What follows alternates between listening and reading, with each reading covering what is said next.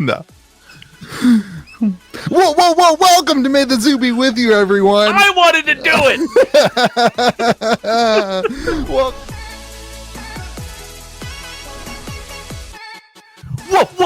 Welcome to May the Zoo be with you, everyone. America's most loneliest TCG podcast. We come to you every week on Friday, and we never miss an episode. But tonight, we miss our homie. George is not with us tonight. Louis, do you have some kind words for George when he's able to make his return? I want to cut down all the rumors. I know this has been a hot topic this week of was there a falling out between George and May the Zoo be with you? Absolutely not. Everyone is on great terms.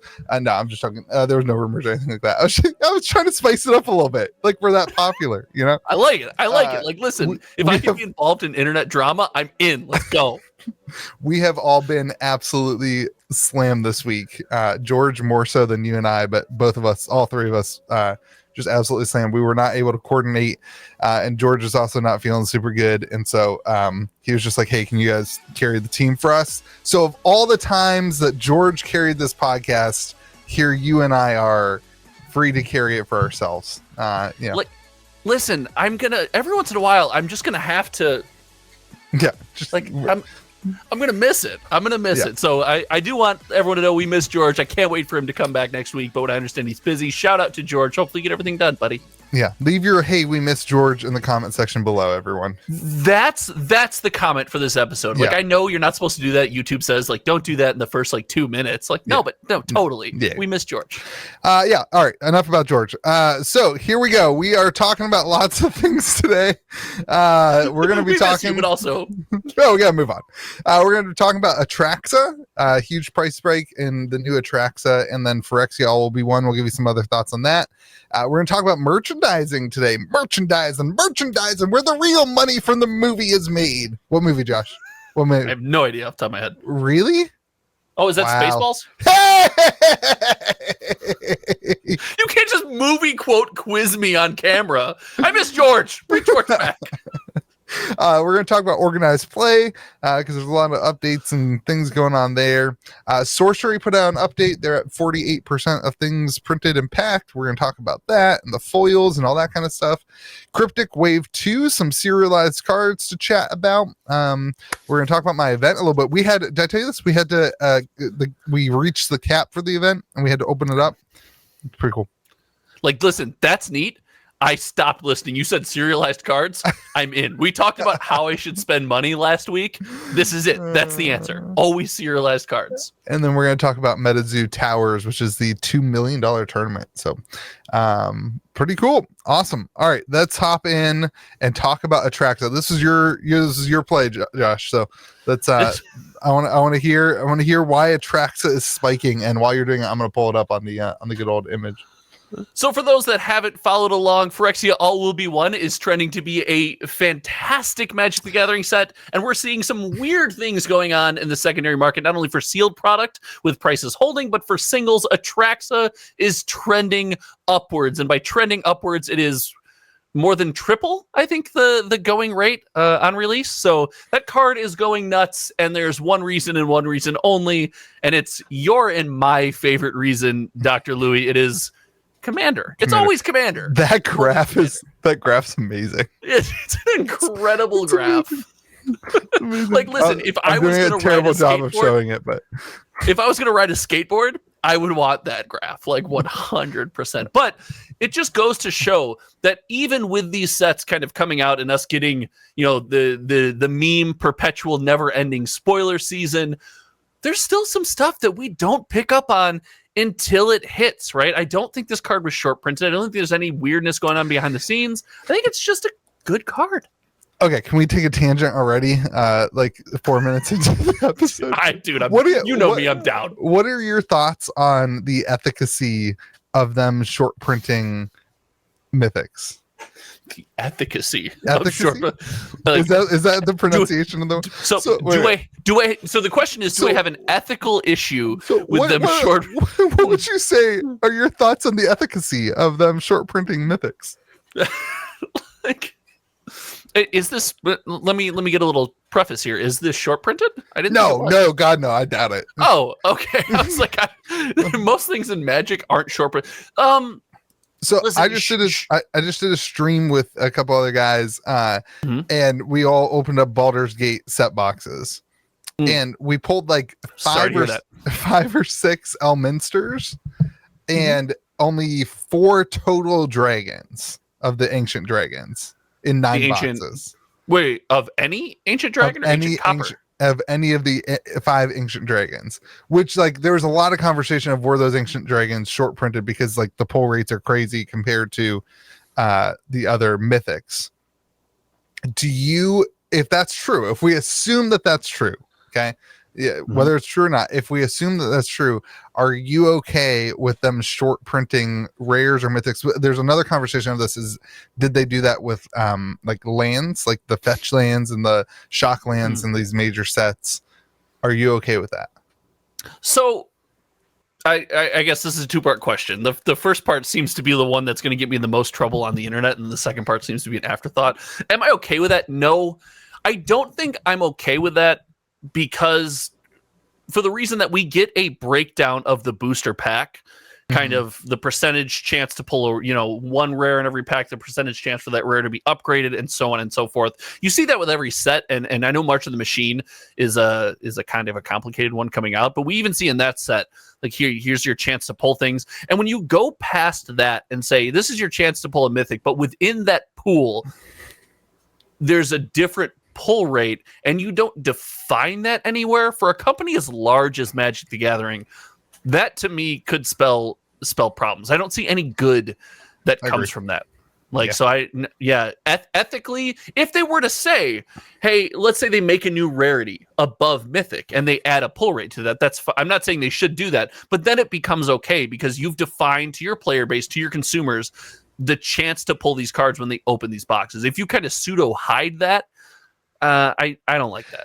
Didn't they do that for old Magic? Like, wasn't there an uncommon 1 and uncommon 2 in the old Magic products, like the revised, Alpha Beta Unlimited? I think there was. I think I've heard this in like different Discords, but I've never looked into it myself. Yeah. But if they did, like, this is the conversation. Why? I mean, I prefaced my answer with like, it's because it's a big company, man.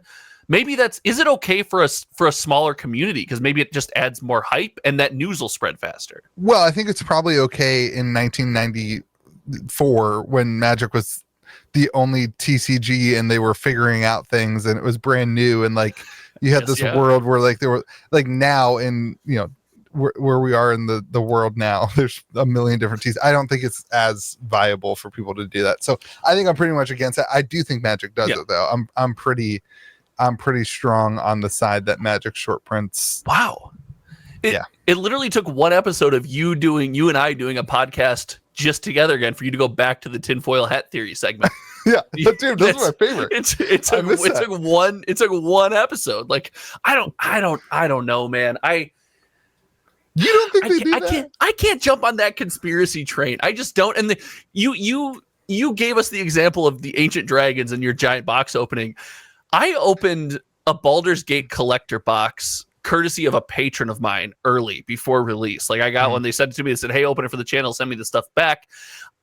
I had the exact opposite experience. Maybe it's a clumping thing. I opened 3 ancient copper dragons. That's amazing. In that collector box. Like, it's crazy. Well, and that's a great point, is like sometimes the 9 boxes certainly isn't enough to like do any sort of whatever. Like, clumping is certainly a thing. So that's a great point. I'm also like a conspiracy theory. Like, I'm there. Like, are we gonna expose our next podcast right now? Oh yeah, where we talk about conspiracy theories. Yeah, you and I are doing the conspiracy theory skeptic podcast. There's an amazing channel called the Y Files. Oh my God, no, we're not. No. We're not using this platform to promote conspiracy theory YouTube channels. No, it's not. It's not like that. It's not like that. It's not like that. But it's the one. It's got the fish. It is. But he just tells story. Anyway, back to Attraxa.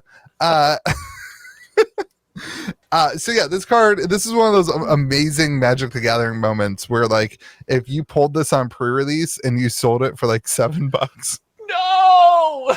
You're like kicking yourself right now. But like, oh, to every loss, there's a win, dude. If you bought it for $7, Yeah. you're celebrating. You know what I I mean? would be very, very like, do not buy this card for $35 though. There's zero reason this card This is not financial advice. There's zero reason this card should be $35 in its lowest form. Right? That's the weird one. I could see if this card popped as a commander in your heavy treatments, you know, kind of the commander that sits outside the 99. I've talked about Ramos Dragon Engine, right? I want to play the serialized one as a commander because it sits outside the 99. You're not shuffling it, all that stuff. I could see the special edition one, but the regular edition at 35. And actually the $35 one is damaged. Yeah. The next one though is $36 or something like that. Like it's not. How do you get a damaged card this early? Wild. It's wild. Listen, what were you doing? Sometimes I get mad. I just whip them across the room. Is there not another version of it, or did I just search wrong? Attraxa. No, there's several versions of it. It's just that stupid when you search on TCG Player, it pops up. Louis, it is modern Magic the Gathering. There is 14 variants. Wait. There's a lot of variants. Is this the legend that comes in the game store, the WPN and WPN Premium secret layer as well? I thought there's a special version of this card that comes in that game store secret layer. Fact check me, comment section. If that's the case, that secret layer just got a little bit of value for you local game stores. That's great for them, yeah. This is obviously one of the oil slicked raised foils. Oh, that's another conversation we should be having in this episode. Let's do it. Well, first I want to talk about you're not seeing this played anywhere other than Commander, right? No. Yeah, I assumed so. So like, I mean, that's why I don't think this card should be worth $35. Oh, the baby. She's gonna cry herself back to sleep. She's okay. Oh, yeah. Parents understand that. Non-parents are judging you hard right now. Like, you're gonna let your baby cry. This is her second night in her big girl bed, guys. You guys be nice to my beautiful baby girl.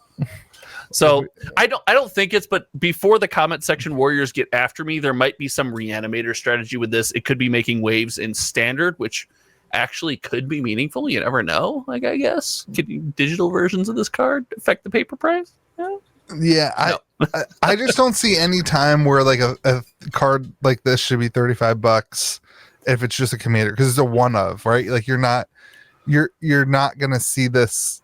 Only so many people are gonna build this. It's an expensive deck to build. I mean, you're in 4 colors other than red. Yep. And it's an expensive deck to build, so I think this comes back down pretty heavy. So just be careful. This would be one of my, again, not financial advice. I would sell this at $35. I would not buy this at $35. Listen, I'm also selling this card at $35. Again, not financial advice, but like, I'm not a huge commander player, so I don't want this card for $35. Do you have any problems as a player with the newfound like white and black contrast theme that is going on in Magic the Gathering cards, where it's like not really colors, but just like this like dark white and black contrast, and you can't really see exactly what the art looks like or what the card is? Because one of the great things about Magic the Gathering, in my opinion, is like you can see the card across from you and you know what it is. You don't have to read it. You don't really have to ask it. But like now with 15 different variants of every card, and like some cards are just like not even, there's no color on them, that kind of thing. Does that bother you? Because I saw a couple conversations about this week.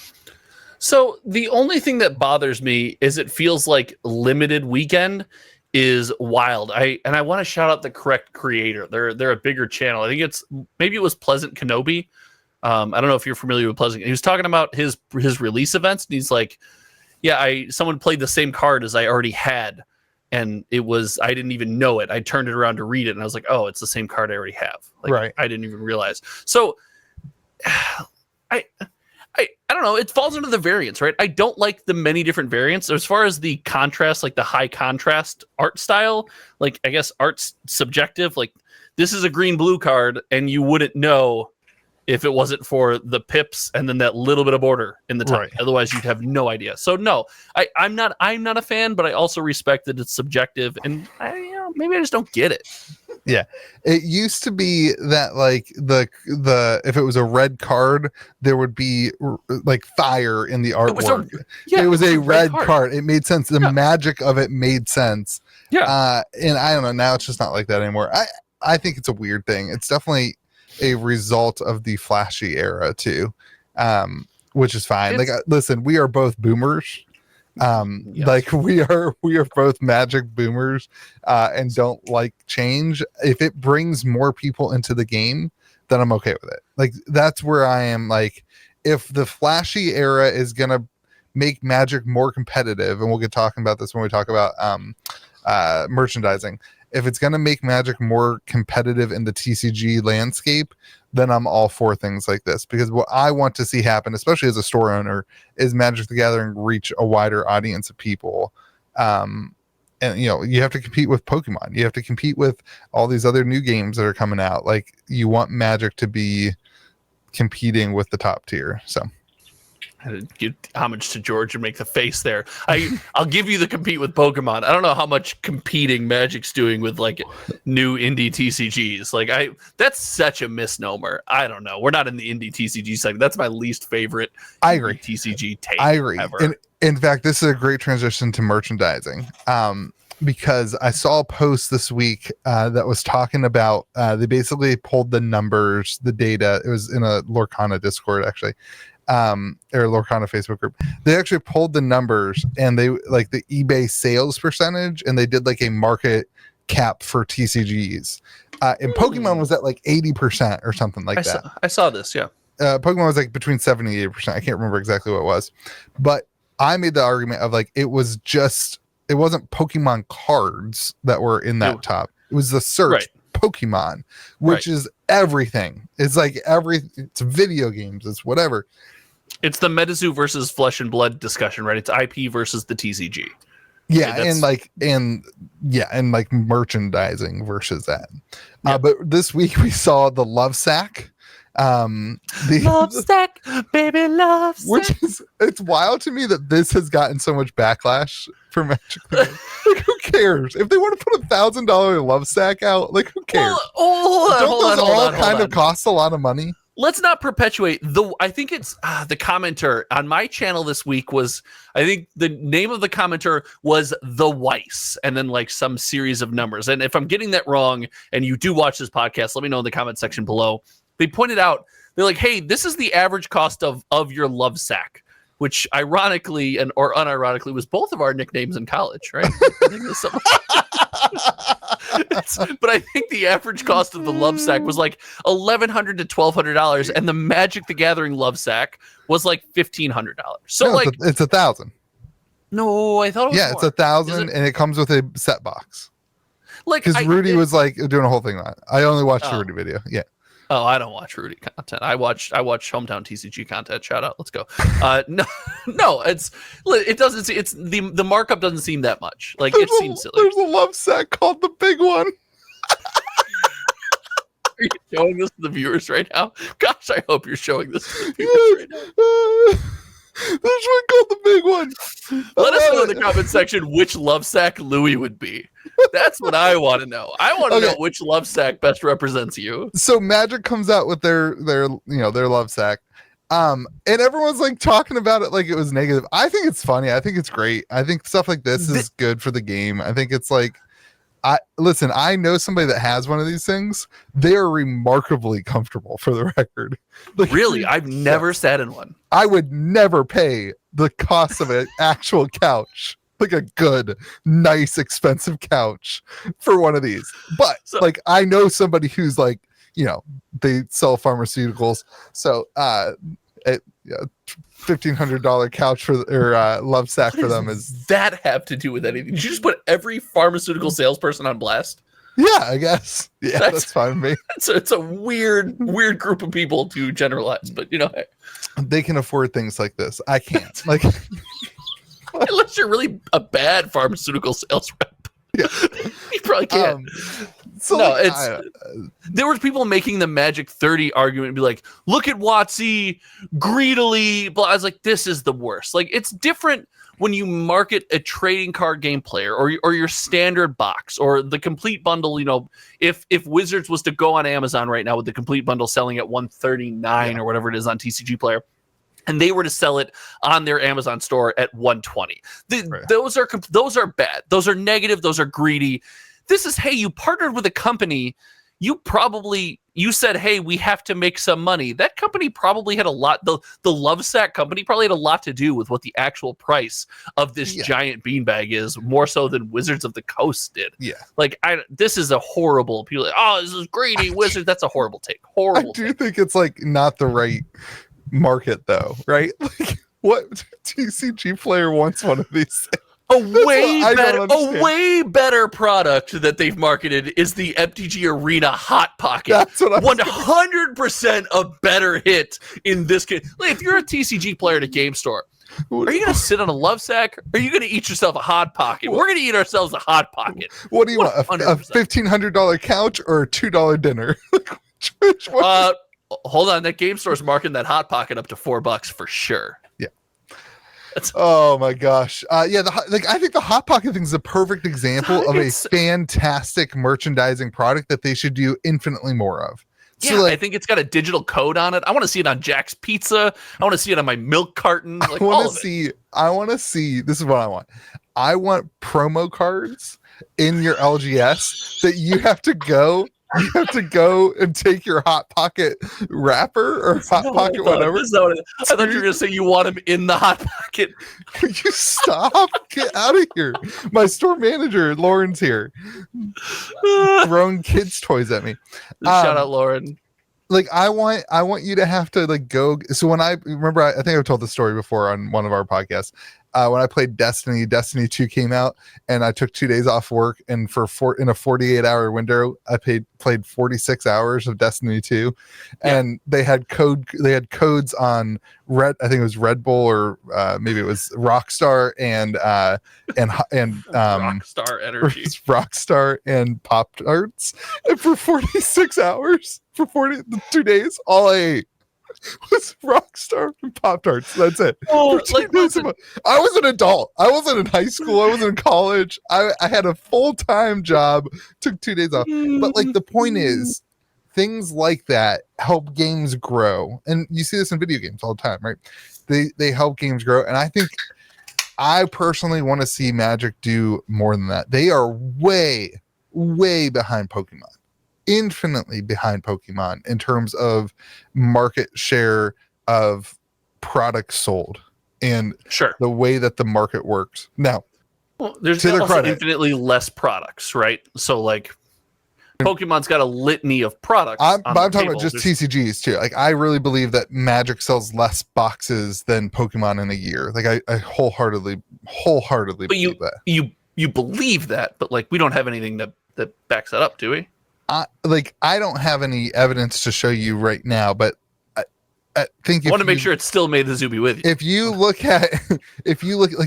like Magic doesn't sell booster packs in Costco. Like, George sends us photos of him going to George is the Costco guy. George is the Costco. It's awesome. It walks out of Costco with a pallet of ETBs. ETBs. Or tins. Or what is it? The tins, right? Yeah, whatever it is. And like, they sell Pokemon everywhere. Gas stations, Costco, like everywhere you can, at Dollar General all the time. I'm in these Facebook groups and they're posting, check your Dollar General because Dollar General has Pokemon up. Like, Pokemon sells way more packs. I have no doubt about it. I want to hear the comment section disagree with me, and I want to know why. Now, Magic has way more players. I'm not making that argument. Like, Magic has way more players, but they're way behind in the social and community side of their game. And I think that there's a lot to, like, can you imagine if they put the same merchandising and effort into IP as Pokemon, how many more players there would be for Magic the Gathering? Because it is a much better game, a much more, versatile game. I just want to see them do more of this stuff. And I think if they were doing that, a lot of their problems that we're seeing right now with Hasbro would be solved. I don't want to say that ship has sailed, because I always think that Wizards and Magic can improve. And oh God, what was it? It was last week. I had a take. I was like, hey, Wizards should get credit for this. And I was just waiting, and my comment section did not let me down. They're like, really? I was like, yeah, Wizards get credit for this. I don't want to say the ship has sailed, but man, it feels like to build that IP at this point to compete on that level, the level of being able to reach the number of people that Pokemon reaches, seems like a pipe dream. Like, Pokemon's going to reach more people, but you alluded to Magic being obviously the better game, right? And maybe that lends to, if we're just talking about TCG products, not anything else, just the cards, Magic probably has a little more sticking power. I could see someone flopping in and out of Pokemon from a TCG perspective. They probably always still collect the plushies, play the video games, watch the show, whatever it is. Oh, yeah. But you move in and out of this. Yeah. Not even gameplay, just when you buy packs, you probably move in and out of that space more freely. When you're a Magic consumer, because there's not a litany of Magic the Gathering products, unless you're in the market for a $1,200 love sack, you're pretty much just buying probably most releases that come out, save super crappy things like high-end Magic 30 or whatever it might be. So I think there's a little more sticking power then. So you have to gauge, like, hey, if you start doing this, are you going to start moving into a space where you don't have any play? I don't know. It's an interesting thought. If you could have one Magic the Gathering item that you could purchase right now, Black Lotus. No, not a card. Like, I mean, like some merch, like some piece of merchandise. A house I could trade for a Black Lotus. What would it be? Oh, that's it. Okay, so gosh, is it within arm's reach? My favorite card is the Einstein art Presence of the Master. Yes. I would get like a Presence of the Master, like wall art or something like that, or tabletop mat, because I'm super lame. I'm not really creative. I don't want a couch that expresses my love for Magic the Gathering. I don't want anything like that. It would be a gaming accessory, which is already available. So I don't know. What about you? I think that's a cop out. I'm popping up your artwork right now for everybody to see. This is the artwork he's talking about. Yeah. Presence from Legends. It is great artwork. I agree with you. It's fantastic artwork. It's not. That's the best art in Magic the Gathering. It's not even close. And Josh is not just saying this. We have had this conversation about 15 times. So you're not just saying this for the podcast. It's still the gift I buy other TCG enthusiasts around Christmas, because it's a card that doesn't break the bank, and it's a cool thing to add to your binder. It looks neat. So I want a Magic the Gathering phone case. Like, see, this is the most. You came prepared to this conversation. I did not. It's a great answer. It's a great answer. On the spot. I want a Presence of the Master phone case. Boom. Like, tips. I want to see. So I have this theory about Magic the Gathering, and this is based on. I was watching, for whatever reason. So I was watching CNN. Like, just watching the news. I want to be very clear to the comment section. I don't care if you watch CNN or Fox News. It was on the TV at my mom's house. I was just watching it. This is like I did see that. This is like a while ago. I can't remember exactly what it was. Anyway, this guy who's he's on the interview with CNN, like, in his background has an uncut sheet from I don't remember what it said. Oh, you brought this up on the podcast. It's the senator or whatever. Yeah, some senator. Yeah. And I have this theory about Magic that way more people care about Magic the Gathering or have cared about Magic the Gathering in the history than would ever outwardly be like, hey, world, I love this, because there's no opportunity for it, because they can't engage with the game because they don't have time to play the game all the time. We talked about this a little bit. You have kids, you have whatever, you fall out of the game, and there's no way for you to continue to engage with the hobby, unlike Pokemon, where if you used to collect the cards as a kid, you end up picking up the game. And, even now, I talk to adults who are like, yeah, I picked up the new Pokemon game. I was just bored. I have a Nintendo Switch. My kids play it. And I picked it up and I played through the new Pokemon game. It was a lot of fun. They engage in the hobby still as adults. And I feel like at some point, just stupid little things like being able to have your favorite Planeswalker, your favorite Magic artwork, your Einstein artwork on a phone case, it would be amazing. Like that opportunity for people when a new set comes out, you have a way to engage with the product and more than just the cards. I think that makes the hobby deeper, and maybe it would also allow them to find some other revenue source other than like whatever they're doing with their booster boxes. This is going to turn into an anti-Wizards take real quick, isn't it? Like I literally see you making the turn. But if they, I don't know, I just something else to sell on Amazon other than undercut the LGS. You know what I mean? God, George, where are you when I need you? I did not have to go this way. You know, put bets on if George watches this podcast. 0. 0. We could say anything about our buddy that we wanted. He'd have no idea. He also won't read the comment section, so don't even bother. Yeah.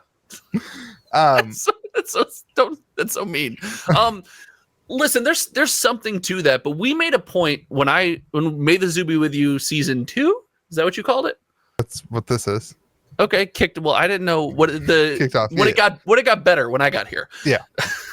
We made a point that, hey, Magic doesn't often pay any close attention to their IP. You know, they don't really, there's no series about following your favorite Planeswalker. Often the story is lost, right? And now it's funny to see, as we've grown in the community and grown in the game, we are advocating for, like, it would be cool to have your favorite Planeswalker on, you know, your phone case or whatever. And I think it goes to show that when you get into the world of Pokemon, you get into the world of Magic, the community is so big compared to what we're used to.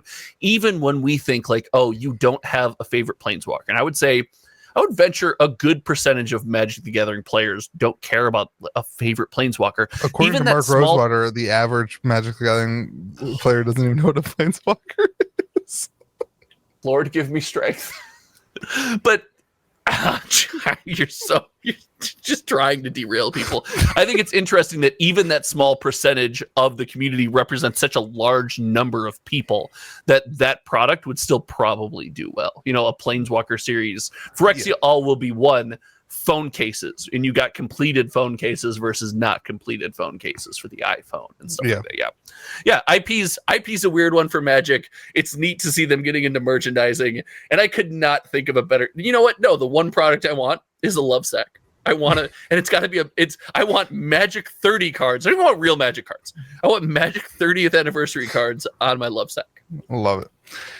I don't know. I just think there's more to that. It'd be interesting. It would be interesting to see. I love your idea of following a Planeswalker in a series. Now, do you think, like, what if they just like said, hey guys, lore, we sucked at it for 30 years. Let's just like hit the reset button. Back into your March of the Machines take? Is that where you bring us? I think everybody dies. Everyone dies. Everyone's completed new Magic lore for the new next 30 years. So everyone's completed, and that's just the end. There's a bookend. It says the end, and there's a new bookend that says the beginning. I can't see that happening. That's fantastical. They started with like 2 years worth of lore. They did nothing for 28 years, and then it's the end. It's it.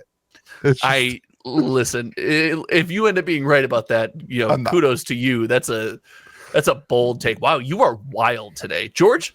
George is gone, and you turn on the Jets. No, it's great. I thought we were having. Whatever. It's great. I mean, you're wrong, but it's great. It's fine. All right. Let's move it on. All right. Tell me about organized play. We got new organized play structure launching now. So yeah, in honor of the Pro Tour return, I think kickoff's either today or tomorrow as of the release of this podcast. It's fun to talk about Magic returning to organized play. You and I being in the indie TCG game, you know, a lot of that revolves around getting people together, playing these games because you have a small enough community, you really rely on that. And Magic for the longest time put that mantle down. But then recently they said, nope, just kidding. Psych, JK, COVID is, you know, maybe slowing down, or the pandemic, the shutdown is, you know, depending on your area and your beliefs, slowing down. And we're returning to organized play. Do you think that we are going to see large turnouts, or this is going to flop because it's not Commander? Oh, I think this will see large turnouts. Really? Oh, yeah. Like that. I have no doubt about that. Listen, we just talked about this. There's so many players. that play Sure. Magic in like modern play. Let's use. I mean, I know we're going to get into what the formats are, but there are so many people who are waiting for another tournament or another this or that or the other thing. Will it be the same numbers as pre-pandemic? I don't know. I don't know if that's really even a metric. Actually, I had a conversation with my Wizards rep this past week because we're talking about some of the expansion stuff at the new store. And I was talking about like how much does organized play numbers really matter right now in terms of stores and promos and whatever. And he was like, really, we don't really care right now. Like we're not even really looking at the numbers. The only thing we care about is like, it isn't really based on history or whatever. We just want to know what is it that you are doing because we're trying to figure out what should we be doing. And so like their expectations from a store level, their expectations are like completely nominal. Like they don't even have, it's like whatever you feel comfortable doing. And I got the sense from him, again, he's not like some high up at Wizards of the Coast or anything like that, but he's in there, whatever. I got the sense from him of like they are still very skeptical and very reserved on what to expect the pushback to be from the community and what to expect for the event. So but I personally think people are itching for more bigger tournaments and fun play. Like they advertise Commander. I don't know, man. You just hit the nail on the head. I'm the Magic play guy. Like just came off a Magic the Gathering online live stream. Love playing the game, play it at every chance I get, right? That's kind of my niche. It's kind of something I do. I think when you spend the last 7 years making everything about Commander, it's hard to bring people into the RCQ to play Pioneer, to play Modern and other formats like that. I think now you've spent a good amount of time conditioning your player base to be like, hey, Commander, casual play. And now you pick up the organized play mantle. I truly believe it's going to be slow going. And I think we're going to see a lot of people point to Magic organized play numbers, especially the Pro Tour, and say, Magic's not that popular. We're going to have certain other games saying, look at our numbers versus these numbers. Where I'm not saying I agree with that. I'm saying this is what we're going to see. I think there's a couple things to keep in mind. First of all, the Pro Tour for Magic is a capped event, right? It's just like the Pro Tour for most of these events. There's a certain number of players that can show up. The difference is the qualifying events for Magic are going to be more widespread. We've said it before. Every game store, probably every game store, sells Magic the Gathering product. It's probably safe to say every game store sells Pokemon product and every game store sells Magic the Gathering product. All those game stores will have an opportunity. Any WPN store will have an opportunity to have an RCQ, your base level local event. It's going to be more widespread. So instead of seeing one 500,000, 2,000 person event, you're going to see a bunch of 36 person events. So I think that's going to be indicative of maybe some negativity. So between that and again we're all about Commander, I think it's going to be a bumpy road. Well, so even like we were talking about what is it, Philadelphia or Magic Fest, MagicCon Philly. Yeah. So they, in the advertisement that I saw Commander advertised. They were like, we're going to have more command space. Sure. Again, you correct me if I'm wrong. I was just like, why are we advertising to Commander players? I don't understand why Commander players want to go to an event like that. Most Commander people that I have talked to, most people who play Commander that I talk to, don't even really like paying for prize support at the LGS. They just want to play in a pod and hang out and have fun, or they want to play at their house and hang out and have fun. I think these advertisements and what they're marketing should go more towards Modern, Pioneer, competitive. I would love to see Pauper be more like part of this whole thing and more tournament scene and whatever, because I think that there is a whole nother demographic of people like you who don't care about Commander, and they feel like these things are just advertised as for the every Magic player Commander, and it's not. It's for the competitive side. So there's a couple things I want to push back on. First of all, I think based on, again, the past, I'm calling it 7 years. I don't know if that's correct, but the past N number of years where we've been saying Commander is the primary focus of Magic the Gathering, we're printing sets that are indicative of that. God, it feels like 7. We're printing sets. It was the year of Commander was 2021, if I'm remembering correctly. I think that's fair. I think the year of Commander was led up to by 2020, which was probably a very Commander heavy year. Like maybe even if they didn't say it out loud, I think they were trying some stuff. Look at some of the cards that came out. Anyway, we don't need to get down this rabbit hole. I think based on that, when you return to organized play, you have to do something that says, hey, we want you to care about this for the last 3 years. Now when we're returning to events, we've conditioned you to care about this for 3 years. We need to bring you in the door, right? So there's an element of that. And there's also this element and this misnomer that has to be put to bed that you can't play these other formats at the FNM level, even at the RCQ level, play a fun deck. You won't win your RCQ. You're not going to be the store champ, but gosh, you can have so much fun brewing and playing different decks in these formats. And I think we have to drive people there. And the first step to doing that is getting people to sit at those tables. Right, so you got to get them in the door. So you're saying, so Pioneer, we didn't say this, but Pioneer is the organized play, like the primary organized play thing right now, right? Like that's what they're advertising. So that's the big shift for organized play. I believe it's RCQ season 2 or so. I think it's called Series 2. And instead of letting all of the local game stores play their preferred format, they're forcing every WPN store that runs an RCQ to play Pioneer, right? They're saying, hey, we all have to play Pioneer because when we get to the RQ and then eventually the Pro Tour, that Pro Tour that leads from that competitive event is going to feature Pioneer. Yeah. See, I like that. Like, I think Wizards needs to get Pioneer to replace Standard. And I think personally that should be their focus, like, all the time right now. They should, like, Commander's there. Like, what can you do to make Commander more right now? Like, I think if anything, I hear from Commander people that they want less focus on Commander, that they liked the brewing and the fun that was Commander instead of Wizards just printing 15 new Commander cards that if you play white you have to put in your deck now because they are new Commander staples.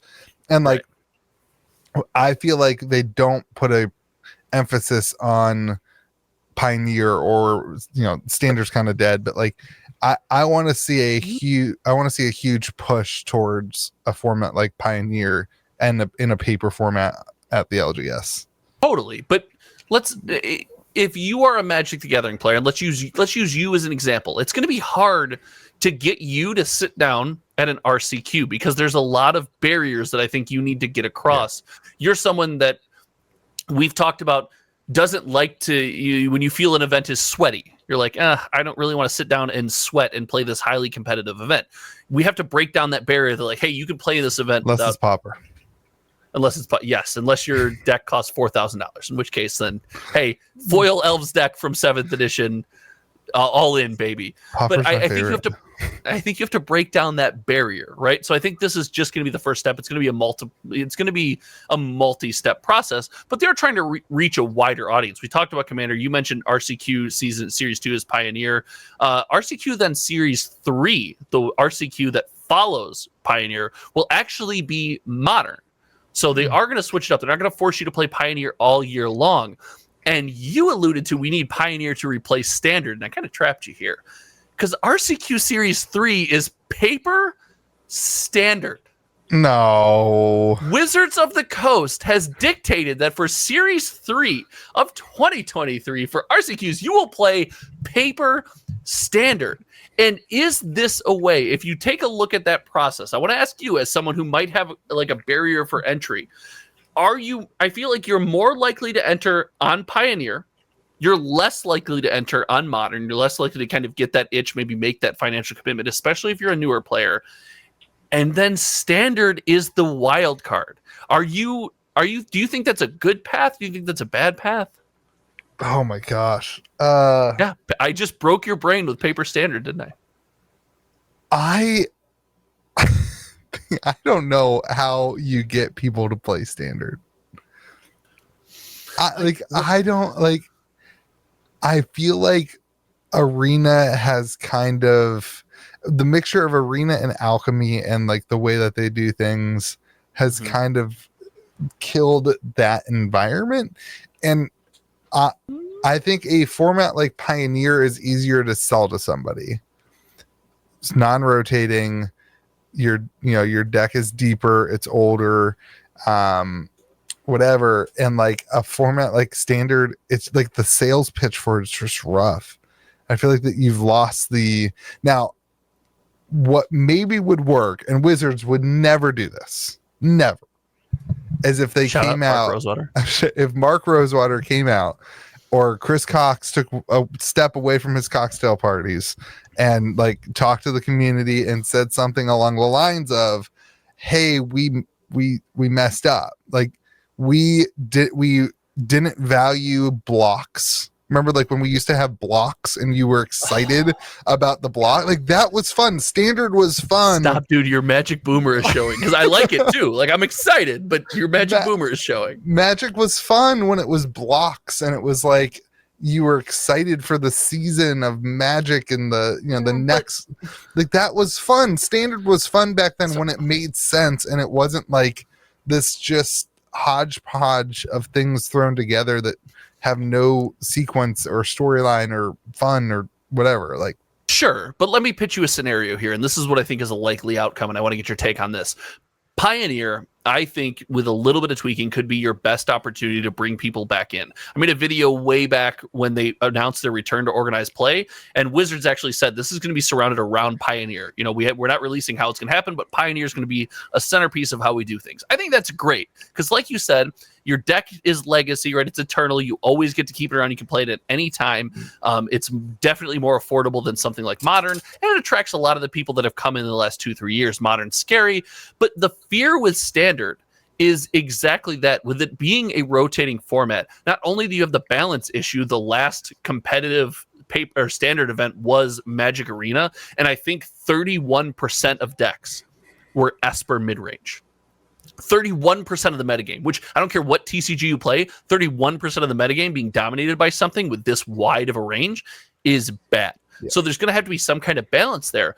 But also, if we're alternating Pioneer, Modern, Paper Standard, Pioneer, but let's pretend that this is a cyclical event. It's really hard to say, hey, invest in Paper Standard, learn how Paper Standard works, drop it, and then a year later pick it back up. Paper Standard generally something you have to keep up with. Do you think that the order that they're doing it in, with Paper Standard not leading the way, or maybe not being just how we're going to do it here on out, is a bad thing? Yeah, like I think you need a format that's the main Magic the Gathering format. Like I think you need That's a bad take. Really? No, you need to be able to pop between formats, but Paper Standard, with it being a rotating format, I think is you can't pop in and out of that one. You can pop in and out of Eternal formats where you can use your deck. You can use some of that previous knowledge. Your Paper Standard knowledge is useless. Yeah. Listen, you're talking to the wrong guy about Standard. I have always hated Standard. Other than like the 1 or 2 blocks that I played in, I've always hated the idea that your deck rotates out completely. Like, that's because you're phrasing it wrong. Standard gives you an opportunity to constantly play new strategies and play with new cards. It forces you to say, hey, I'm going to play with new cards. Yeah, but like I don't. You open your draft booster box, do that. And you don't play with 60% of the cards unless you're playing Paper Standard. 60% of the cards are useless. Well, not maybe now that it's printed for Commander. I don't know, but back in the day, yeah, like I know, like I this is why I like legacy formats. But Magic doesn't want to push you legacy formats because they don't want you to. They want you to open new stuff. Yeah, like I get that. Like, but I like Pauper because I have 20 Pauper decks and I can pick them up and enjoy them and play with different formats or play different, on a different night. So I don't know. Like, I think for me, I think it's just hard. My store and all the stores around me have gotten away from Standard. I think it would be really hard to sell somebody on Standard. It's going to be extremely difficult to pop back into, in my opinion. Yeah. Well, listen, we'll see how it goes. I don't like it as a pop in, pop out. If you were going to tell me that every RCQ is all Paper Standard, you could tell me that you could use that as a way to rebuild a Paper Standard community. But if you're going to pop in for 1 series out of 3 annually, I think it's going to be a rough go. I anticipate, even though that'll be the cheapest way to play an RCQ, that it has the least turnout. But see, like, that's why I'm saying that Magic needs to commit to a format as like the pinnacle format for the game, because like then you can commit. Then a new player can say, "This is what I'm going to. If I want to be competitive, this is what I'm going to compete with. This is what I'm going to play," and you can branch off of that from there. But like you have that format that's like, this is the bread and butter that used to be standard, in my opinion. But standard works in that way. Magic the Gathering and Wizards of the Coast, in my opinion, can commit to standard because it rotates. It will always be exciting. It'll always be new. There's a reason to follow that content because it's ever changing. You're going to get stuff, and even in Modern, right? Modern is one of the most wide formats currently on the market. But if there's strategies that are just the same, there's Underworld Breach strategies, there's Murktide strategies, right? There's Hammer strategies, and while those strategies will pivot slightly, they'll be pretty much the same, and it's gonna get boring. So I don't think you can have one format, if it's an eternal format, drive that bus. You have to maintain interest. You have to be able to pop in and out of certain aspects of the community. Interesting. Yeah. Listen, it's gonna be fun. Cool. Yeah, I'm excited to see where this goes, and I think like it's encouraging to see that they are maybe identifying that they let things slide too far. As far as no organized play? Yeah. They did. Like that's good. That's good. That's a good redirect. Listen, we were covering a game that did probably the only the smartest move I've ever seen that game do. They were like, Magic was like, we're not doing organized play. And that game was like, we will. We'll do that. Yeah. That's great. All right. So let's move on to sorcery. So sorcery, let me pull up the Kickstarter. Put out a new Kickstarter update. Let's see, what did we talk about last week with sorcery? What was the the beta? Yeah. So we have an update now on alpha. Where's my thing here? Update now on alpha. Full production boxes are ready to go. They've got 48% of booster packs have now been assembled and sealed. And they've got these holographic foils kind of popping in and out. I really like the art pack. Did you watch this video, Josh? I did not. Yeah, probably didn't have time because we were crazy this week. So I was about to say it's been a wild week. They put the artwork on like right on top of the box topper pack, which is super cool. The foils, though, a lot of conversation in my communities, way more rainbowy than kind of anticipated. And I can't tell if it's just the video and the lighting. It's going to be really interesting to hold these in hand. I'm really looking forward to holding them in hand. They also look giant in whoever's hands are holding these things. But I'm really excited to actually hold them in hand. They look a lot more rainbowy than I thought they would, though. But I do love the double-sidedness of it. Like the back side of the card is the card and art in non-foil. So pretty cool. So they've got things going, and 48% is a good start and a good move forward. But not a ton of update from that. It's like, listen, it's better. This is what I've advocated for, and I think you have as well. And I'm not putting us on different sides here. We've both advocated for communication, and any communication, like even little things like this, I think is a step in the positive direction. Now, if you were to be like, hey, is 48% of things boxed, or I think it's 48% of cards packaged or something packed, like that. I don't know. The packs. I don't know what the exact verbiage is. Is that enough at the point we're at to, target a decent release? I don't know enough about the industry and about, kind of the shipping process and the distribution process to know what that timeline looks like. I do know, however, that they need to dodge one thing, and that's Lorcana's release. They've got one set a year. They need to hit listen, man, you can laugh all you want. They need to hit the ground running with one set a year. And to do that, you cannot release at the same time as the Disney game that's going to pull money out of every community. You can't do that. That's fair. It is going to pull out of every community. Every community is going to pull money to Lorcana. It's going to happen. And if this is your initial release, I think you need to be as far away from that and before that as possible, especially with one set a year. You don't have anything to follow up that Lorcana release and be like, look, set number 2. Like, you don't have that. Well, you got beta.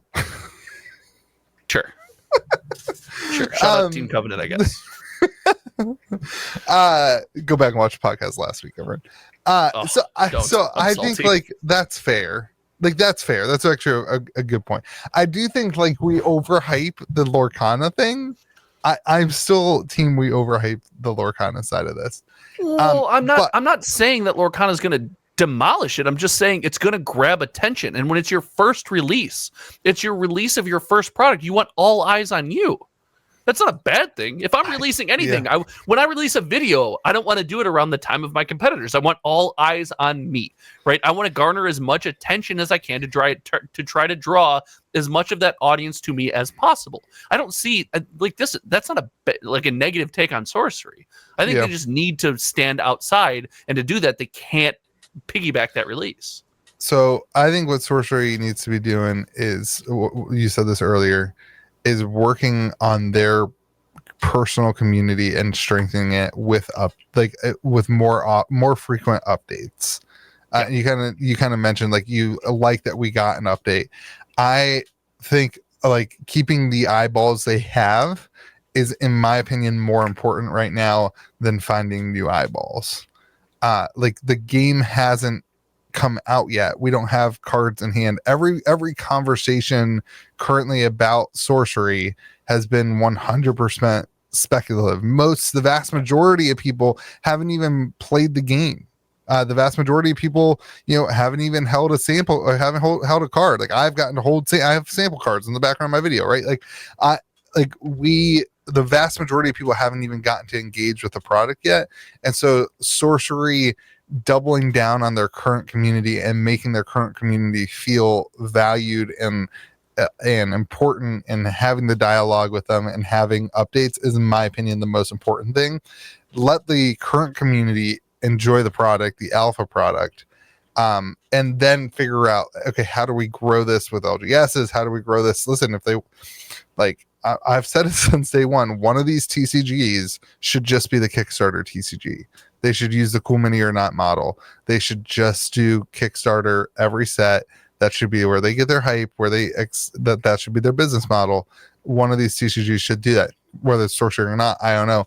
But marketing and exciting and monetizing your current community in a way that's really healthy, I think should be the goal for them right now. And like one update every, I don't know, 15 days.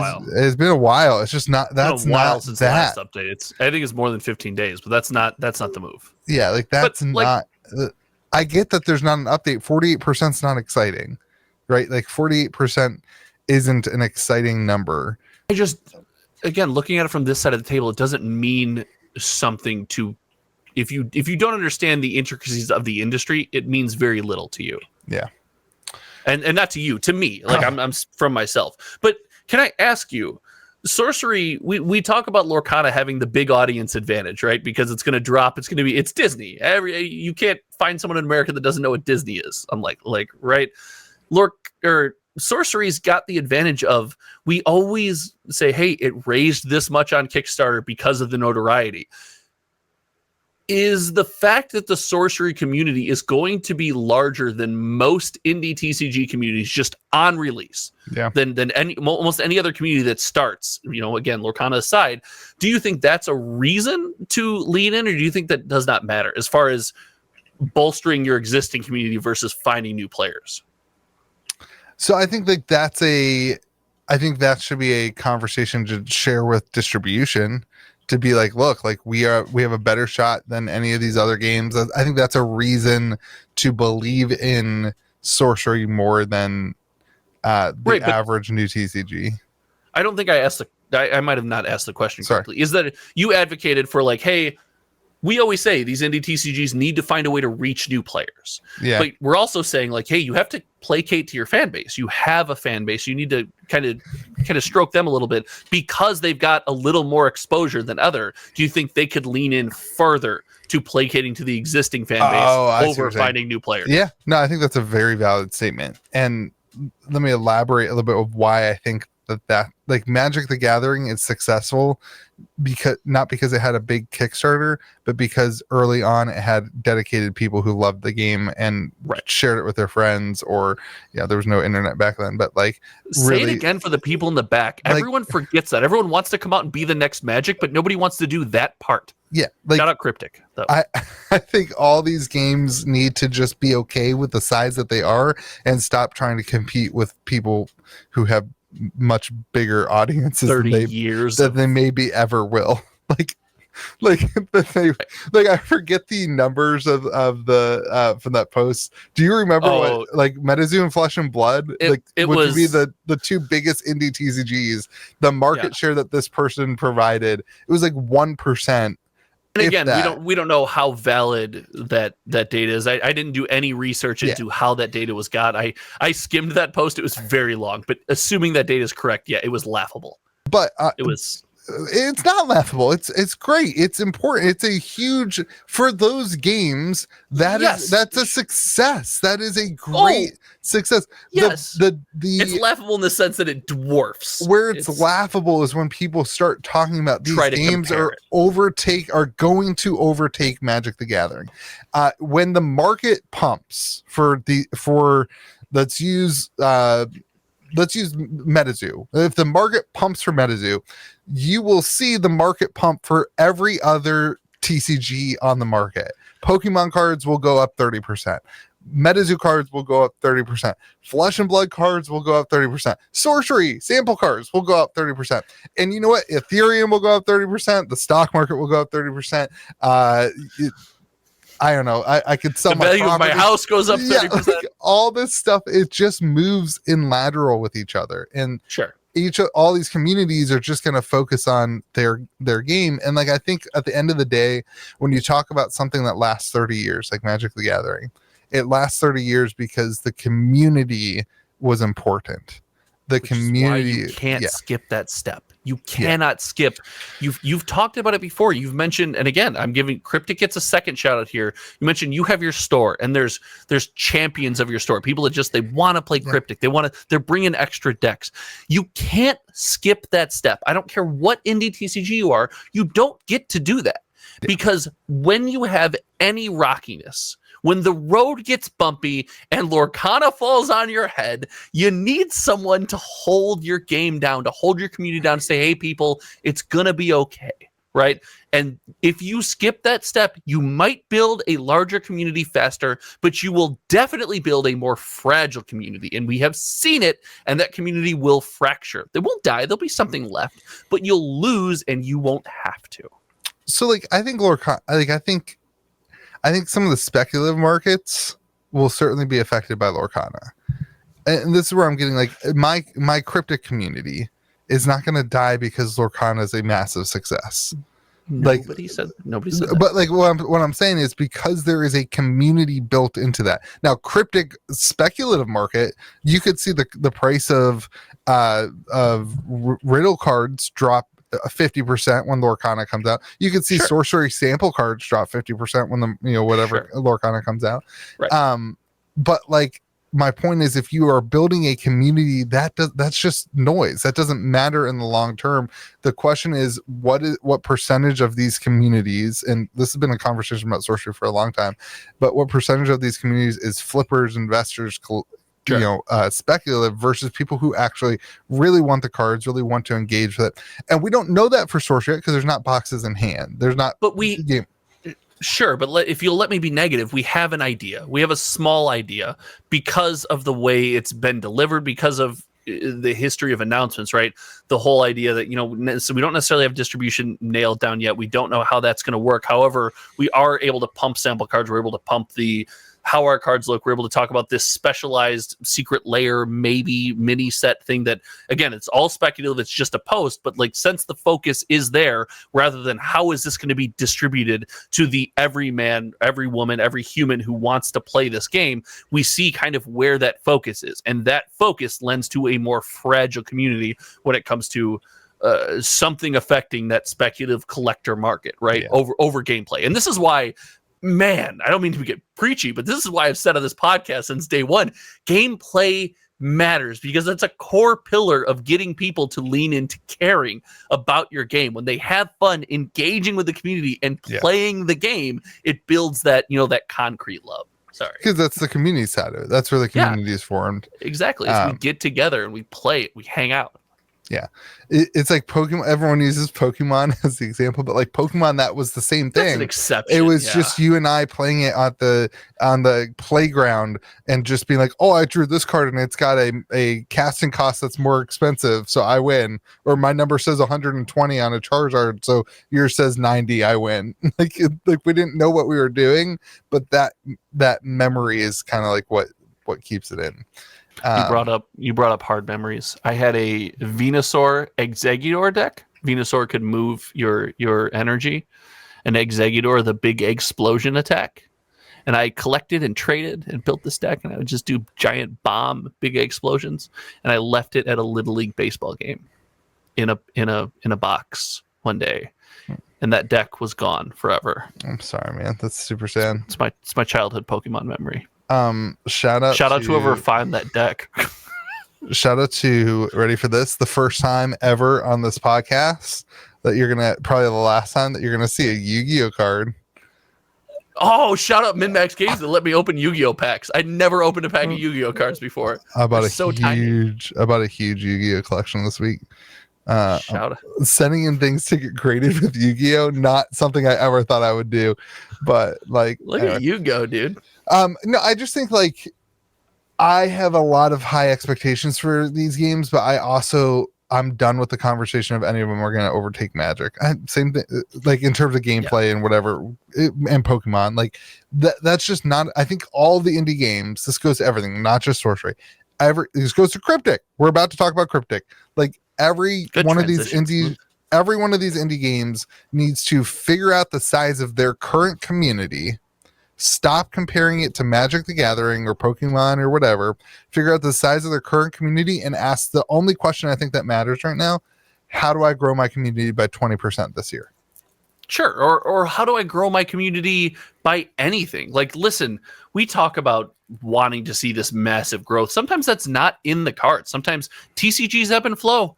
Or sometimes they're just not in. And like, hey, during those times, how do I grow my community just by a little bit? Just by a little bit. You do that. We're not good at this. It's the reason we can't really lose weight. We can't do things incrementally over time. Like that's the real way to do it. Yeah. Don't fad diet your TCG. All right, let's move on and talk about Cryptic. So Cryptic, I want to my event. If you're coming, make sure you get signed up because we had to extend it. It was supposed to be 32 cap because I didn't want it to be more than whatever it is, five rounds. But then Tanner was like, "Hey man, getting a lot of messages. Your event's full. Do you think we could fit some more people? Like the new space, I could probably fit like 60 people in the new space if we really wanted to, squeeze everybody in." Anyway, we extended it to 48. And it's like pretty much full. I think last time I checked it was at 42 or 43. But like I'm super stoked. I'm just excited to be in the new building. But like to do an event like this, it's just really exciting. I bought a $4,000 computer and camera setup. Just like the same thing I have in the background. This was my big purchase this year. Because we're gonna stream the event. We're gonna have people. I'm gonna try and have people emceeing it. Was it called commentate? Yeah, whatever. So I don't do TCGs. Commentating it. That is the best quote that's ever been on your TCG channel, just so you know. Listen, I try to watch competitive TCG play. I just get so bored with everything. Oh my god, you're so wrong. Go watch Stanislav Sivka play Modern in the Return to Ravnica block. Oh, you know what I do like is the 90s Magic the Gathering. I think 90s Magic the Gathering ruined commentary and Magic for me. I think you and I need to recreate that commercial. That would be content. Yes. That's content. There's the girls in the background. Yeah. Our wives. I'm in. I'm so in. I'm so in. My wife is so out. My wife has not wanted to, yeah, anyway. So super excited. I'm just stoked for it. spoiler on the channel, you can get ready for hopefully weekly streams of Pauper, and weekly streams of Cryptic, and then weekly streams of some sort of Commander, I think, on the channel from the shop when we're in the new building after a couple weeks. But super excited about that. Commander is so hard to follow on stream. Your Commander live streams were always so great because you included the cards, and there was your pod was very well spoken and elegant as far as explaining what was happening on the table. I've watched some Commander content, man, trying to get into it. It's tough to follow. So. Well, it's expensive to do that way. Every card in Magic the Gathering is available to you, so it's hard to follow if you don't have card images and someone walking you through it. But in order to do that, you have to have somebody who's running the card images for you. Yep. Like it's an expensive. Listen, man, you're the Ivory Tower YouTube channel. Spend the money, okay? Like, up there in your Gold Coast YouTube channel. If there was a way to make money, like us small YouTubers just do our best here, and you just shut up and spend the money. The problem is you do it like I pay somebody to run the card images, and there's no comeback to it. It's just like anyway. Cryptic. What? You make millions of dollars. Just spend the money. Do not. Millions of dollars on a YouTube channel. Back to Cryptic. They also announced this week some really cool stuff for Wave 2, which I'm stoked about. I wanted to show. This came out right at the end of us doing the podcast last week. The Clapton Irons frog promo, which is super cool. That looks great. So there's 66 of these, and they're doing a hashtag that's like free the frog. It's just cool little advertising, and also just like I don't know, it's cool. It's a cool card. Clapton Irons. I want this card. Yeah, 1 of 66. It's a cool chase. Again, like there's regular versions of this card. It's not exclusive or whatever like that. Like it's just no. But what did you say? What is it? It's 1 of 66. Yeah. Does that make it serialized? It is serialized. So I'm in. Love it. Now, Josh, I don't want to get you too excited, but there's also serialized Brassman's Wills that are in this as well. And so this is the new artwork for Brassman's Will, and this is a 1 of 1 that will be in Wave 2, and that's this variant. And then there's a 1 of 100 that is a different variant that's purple. And then there's a 1 of 500 that is blue. So 3 different variants on that. I think that's super cool. And I like that. I think that's all of them. I hope if it is all of them, I like that that's it. Like that's the chase. You know what the chase is in Wave 2. I hope that that's it. I don't know if he's going to release more things or more stuff's going to come out. Tanner, you heard it here first. I want it on record. Better not do it. I think this is enough for Wave 2. Maybe leave some excitement for Wave 3 or something else. Like otherwise, Wave 2 boxes gonna be anyway. If you're wanting Wave 2 boxes, I still have them at CavDamesMarket.com. I'll leave a link in the comment section. But Wave 2 is shaping up to look pretty sweet, and I love that he's putting different chases in it and different things that are exciting. Like as an LGS owner who is all in on Cryptic and put in a large order and tells my rep every single week he should be telling his other stores about Cryptic. I put a lot of my energy and reputation into Wave 2 of Cryptic, and so what? Yeah, you had me until you put your reputation on. Oh, no, God forbid. Oh, yeah, you don't want to ruin that. I care about that. That makes one of us. I want this to be super successful, and like this is huge for Cryptic. This is one of those things that's like will the game be able to get into distribution? This if distro sells out of this, that means that distro says, hey, I want more boxes of the next set. Like this is the moment. Everybody looks to Kickstarters and numbers and whatever. This is the moment of, except like if you look at Akora, like they are completely clearing out of boxes of that because it didn't succeed at the distro level. Right. And this is the question of like, will this game succeed at a distribution level? Do stores want to order the rest of it? Do they want to come back for it? Like this is the moment for Cryptic in terms of like what pushes into the next set, what makes distro say, hey, I want to take the next set. And so, yeah, this is a big deal. Well, listen, it's bait. Right. Let's call it what it is. It's bait. It interests people like me, people that are, kind of on the fringe of the cryptic community. We love the game. We love what they're doing. We haven't engaged with it hardcore. It's an opportunity for us to, get that hook. You say serialized cards. That's maybe the number for me. You say collectability. You talked about a certain foil, a certain alt art, and that's something that just draws us in deeper and gets us closer to that core, center of the community. And listen, this is a good move. It doesn't hurt gameplay. It's something super chase. One of one, like, if I wanted to be skeptical, if I wanted to say, hey, just a couple things that maybe I don't like, but again, I don't know how it's going to play out yet. One of one might be a little tight. The fact that there is a one of one could be a little tight. We've talked about in other games. We don't necessarily love that, so I'd love to see how that turns out. And also, I would have liked to see other cards in again, I'm biased. I like serialized cards. I'd like to see other cards serialized outside of Brassman's Will, because you talked about last week, this is your take, that the Cryptic's got the Pokemon effect. I love this citizen. Yeah. I love this citizen.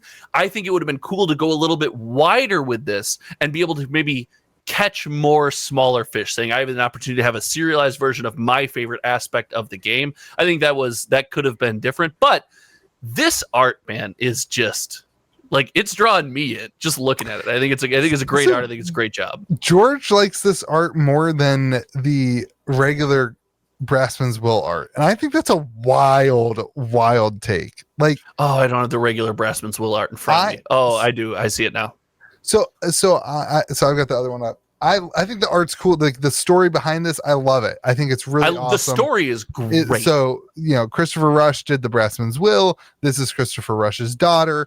I think that's amazing, and I think that's awesome. And Christopher Rush's daughter, I hope you don't watch our podcast, but if you do, like, I think your artwork's fantastic. I just think, like, your dad's artwork was better. Like, I like the, wow. Like, what? I feel like, come on, that's fine. That's okay to say. That's got to be okay to say. You're supposed to do the content thing and be like, art is subjective. No, well, like, for me, it's not. Like, I like, and like, for me, I am judge, jury, and executioner of art. On my channel, it is.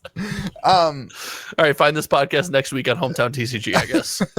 But like, I like this. I like it. I think it's really cool. I think George is crazy though. Like, I just think. Oh, I'm in.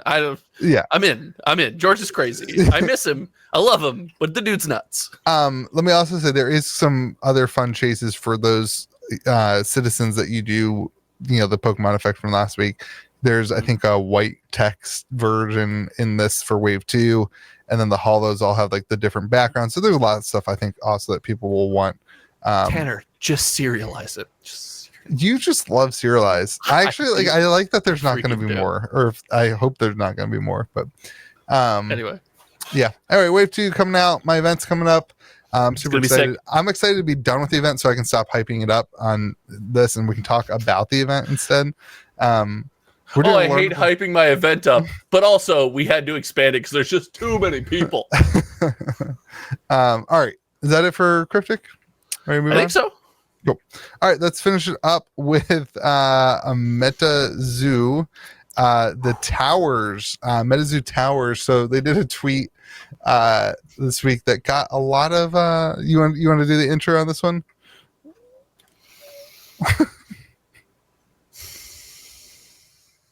I took my headphones off. I didn't hear what you said. I didn't want to be all involved. Right. They did a tweet, and they've done a lot of this. This is an interesting conversation we kind of had off camera, but like they've been doing a lot of this tagging other games. Like they've tagged Yu-Gi-Oh! And Flesh and Blood and Pokemon and Magic, Digimon. I actually think it's super smart.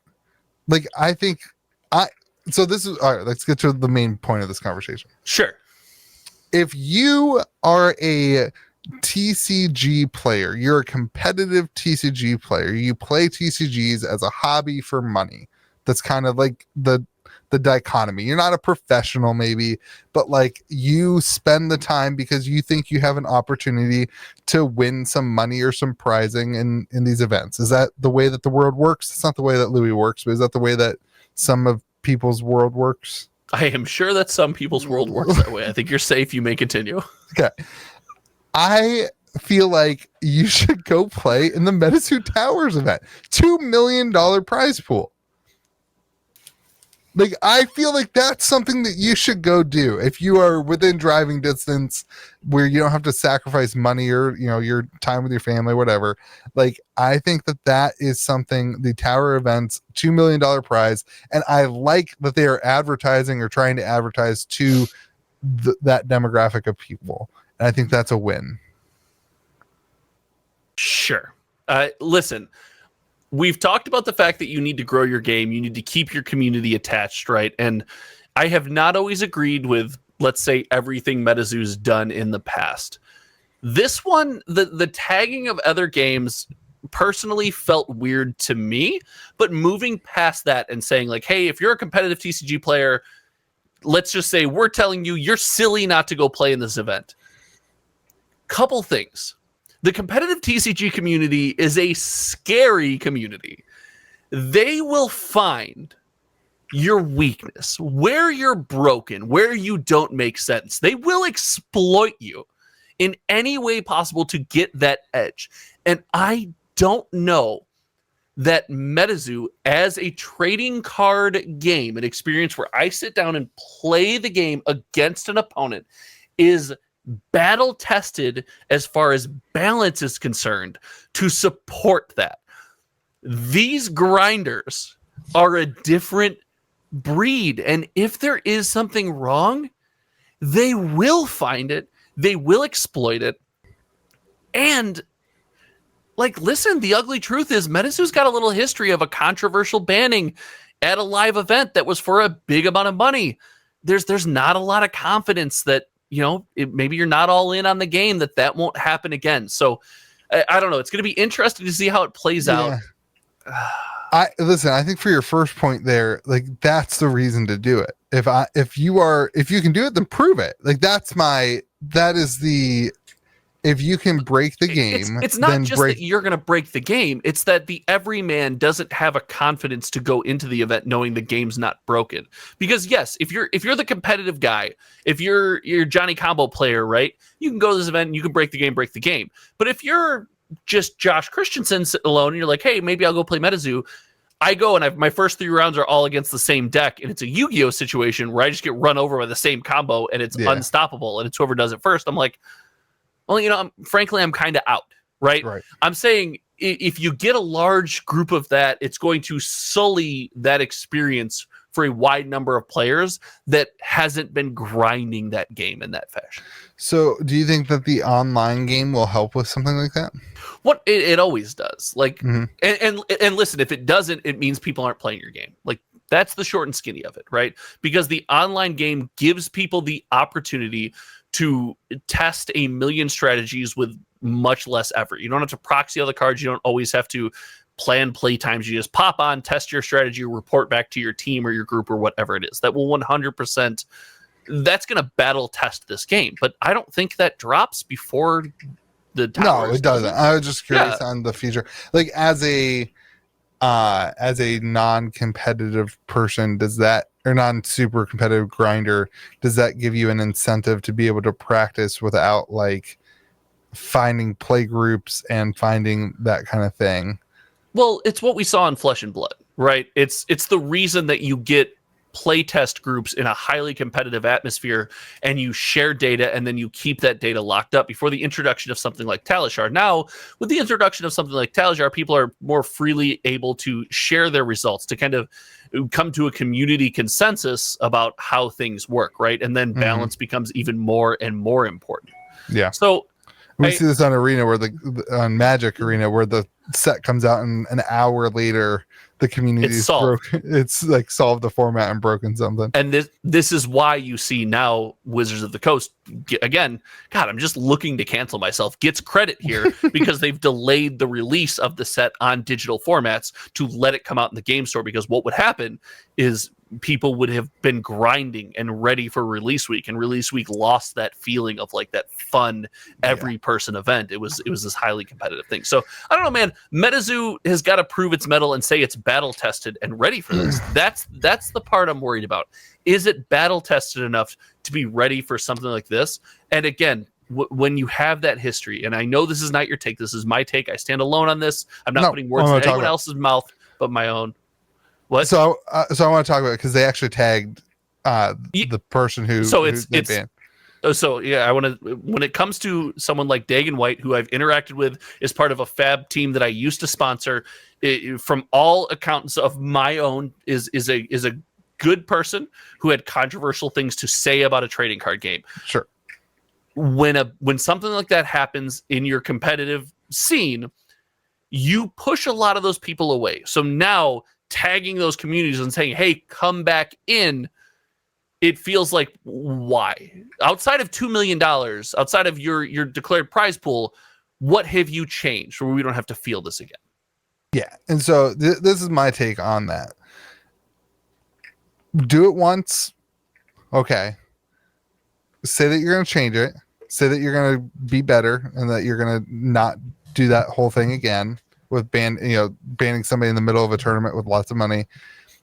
And benefit of the doubt that MetaZoo learned from that. Hopefully they see that as a losing the respect of that community and losing the trust of that community.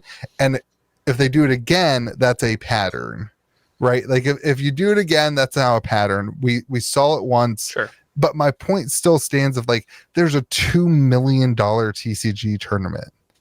Like, you should be, if you are a grinder for games, I still think like this is an opportunity to maximize your ability to earn money in a TCG space. Sure. But what do those competitive players want? They want a fair environment. Sure. And your point you just made, banned for no reason someone who is crushing a tournament, right? And would he have won? Who knows? That's very uncertain. That's the only part of the story I don't like is, he's going to win and then he banned it. Like, nobody knows that part because he didn't win, right? Right. Nobody knows that part yet. But all indicators show, and again, just as a TCG he was player, certainly going to compete. He's fantastic as a TCG player. And, again, from my experience as a person, when you haven't shown, because you haven't had, to MetaZoo's credit, they haven't had an opportunity to show they won't do it again. When you haven't shown, your statement of it's a $2 million TCG event falls on deaf ears because I say, well, it's not a fair playing field. Because you haven't proven that you're not going to do that again. So I like the fool me once, give me a second chance. From my opinion, for that community, I'm not just going to YOLO in and say everyone deserves a second chance. But no, you need to show me first that you're not going to do it again. Because like if I'm Dagon, I'm certainly not going to go back and play. Well, if I'm anyone in that community, and that just leads back to the blindness of tagging that community of saying, hey, give us a set. We changed. It's like, well, show it first. Have a tournament series where somebody does, like you say, somebody makes the decision. It's a $2 million event. I'm going to go in. I can crush this thing. I'm a competitive TCG player. I'm going to win it. And then it goes smoothly. Yeah. Now tag them and say, hey, we made a mistake. We acknowledge that. We're working to be better. Here's a track record of us being better. Yeah. Without that track record, it's like saying, like, trust me, I'm going to be better. Based on what? Right? So that's I guess where I sit with it. It was weird. It felt weird. The tags to me, it felt weird. I get why you do it. Like, listen, man, I got some clicky YouTube thumbnails. Like, I get it. Yeah, listen, I love it though. Like, I love the indie TCG drama. Like, I love the community. Like, it's almost a movie. It's almost like and you want to see the end of the movie, everybody come together and just accept that we're all going to be here. Like, that I tried that for 6 months on YouTube. You can like multiple TCGs. That's not going to happen. No, but like eventually it will. Like, we're still so new into this. Listen, we are still so new into this. There was a world, there was a time of age when it was just Settlers of Catan and Monopoly and no other board games existed. And that was it. And now in this world, you have 3 million copies of Disney's Villainous and the Star Wars version of it. And so you know that when Lorcana comes out, that they're going to have to print millions of bucks. This is a wild tangent. You're wild. You're unhinged today. You're unglued, if you will. Back to my actual Unfinity. Point. I hope that there's a point in this alternative TCG universe when we can just all accept that these games aren't going anywhere. They're not going to overtake the big three, but their communities are just going to have to coexist together. And it doesn't have to be the drama that is the alternative TCG community. No, please, I disagree. Please, keep it going. I want to love these games without the drama. I still get comments on my videos where fab. I hate this channel now. You used to fab. You know, it's like, listen, man, we can like multiple things. I want that. I need to. This is your glass shattering moment. It ain't coming. Not in our lifetime. It ain't coming. I just want us all to be able to be kind to the other TCGs around us. Well, listen, when those TCGs aren't kind to you, it makes it really difficult for you to be kind back to them. I want the TCGs to be kind to the people, too. I just want all of us to coexist. That's not how capitalism works, my friend. All right, are we done? Are we done with whatever this was I think today? we're finally done. This has been a good one. I miss George. I miss George too. Shout out to George. Shout out to George. He'll be back next week. Yeah. Oh, we didn't do. I don't know, but it is now almost 1 a.m. and this podcast goes live at 9 a.m. So I need to get to editing that. Everyone, thank you so much for being here. George, we miss you. Remember to be kind to the other TCGs around you and the people around you. May the soup be with you. And also with you, dude.